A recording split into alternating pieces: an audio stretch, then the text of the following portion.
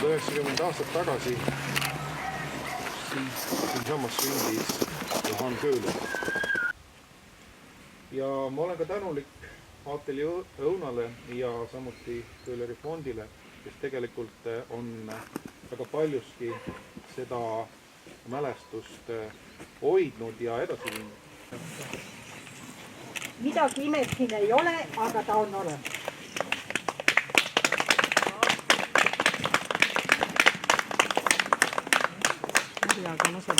Kaugele, et see kivi on nüüd siin mälestuskivi puutumatul kujul. Peab jääma kaua kestev mälestusmärk. Kivid on nüüd 2 tükki olemas, mis on võimas. Ja kui me saame palkhoone, mis kestaks 300 aastat vähemasti, siis natuke on süda rahulik. Nii et Köhleri kõõbra vajab tegutsemist ja käsi ja ma ütlen veel kord suur tänu Vironia korporatsioonile. Mida Jumal pühitseb, see on pühitsetud igavesti. Minule antud meelevallaga õnnistan ma selle mälestuskivi Johan Köhleri mälestuse nurgakiviks, rahu ja õnnistuse paigaks neile, kes eestlust südames kannavad. Ma õnnistan selle kivi mälestusmärgiks neile, kes Eesti põldu ja Eesti maad on harinud. Ma õnnistan selle kivi mälestusmärgiks ja nurgakiviks neile, kes tulevad ja lähevad, et kanda vilja ja olla rahus.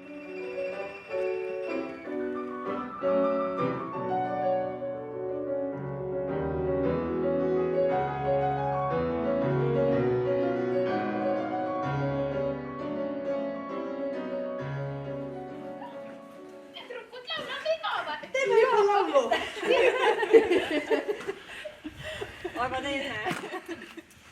Kust ma tuusi oma kodu, kust ma tuusi oma kodu, oma kodu, oma kulla, oma kodu, oma kulla, oma... Mina olen siis Natalia, olen Peterburist, olin siis Köhleri modell ja tema maalis mind siis 1866. aastal.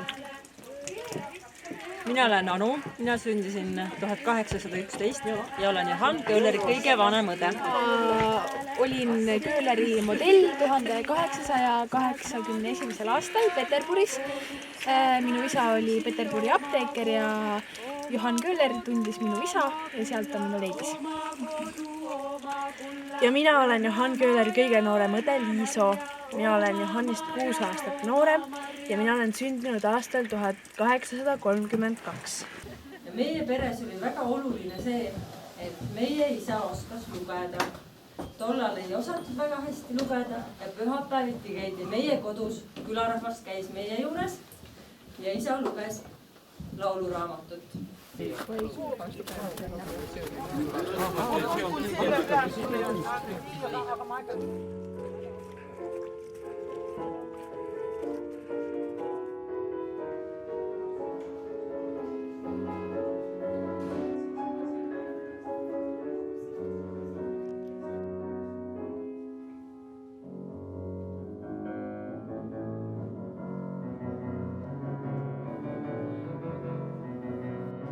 Tere päevast kõigile, kes on täna 8. märtsil kogunenud siia Vastemõisa saali selleks, et tähistada meie suure kunstniku Johan Köhleri 190. sünniaastapäeva.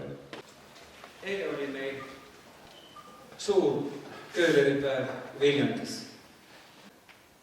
Siin on üks väga keeruline lugu. Köhleri tööde loetelus ei ole neid 2 tööd kuni aastani 1909. Здравствуйте! Очень рада вас всех видеть. Очень приятно, что есть в зале и пожилые люди, и совсем молодые ребята.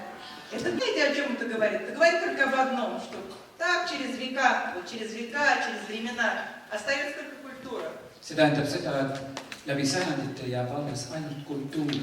Или я не права? Või ei ole mul õigus? Поздравляю вас. Õnnitlen teid. kujutada enda ümber olevat maailma ilmselt. Ja sellel ajal kunsti ülim vorm, võiks öelda, oli maalikunst.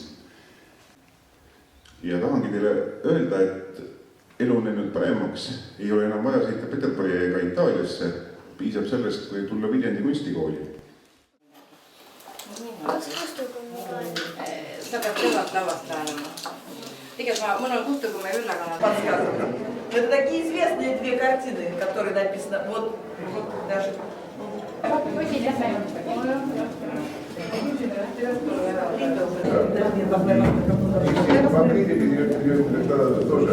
Ja flööd ka oleks selline. Nii et siin on kolm punkti ja peab olema leida, siis saab hästi hea.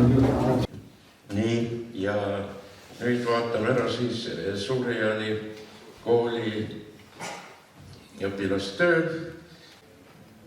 Tere! Mina olen Inessa Saareks. Mina olen Teele Siim.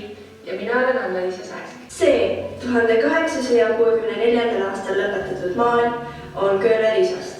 Ta nimi oli Peet. Nende maalide stiiliks on romantism.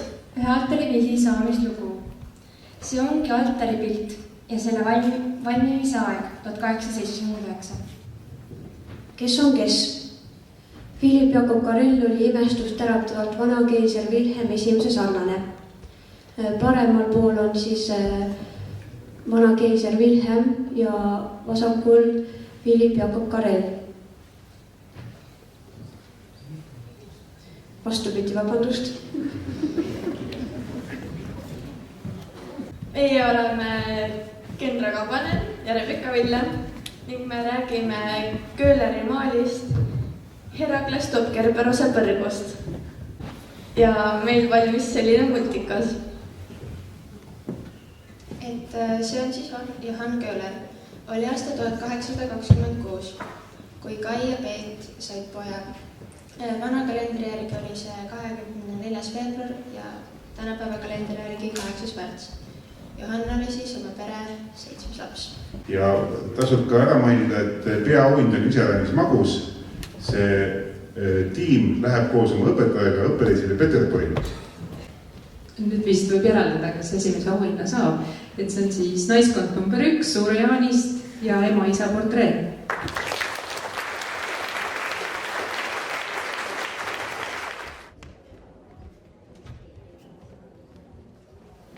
Jaa, aga Maria Aleksandrovna, kas te ei tahaks nüüd asuda oma joonistustööga? Ivan Petrovs, ärge sundigi mind täna selle molbeku taha.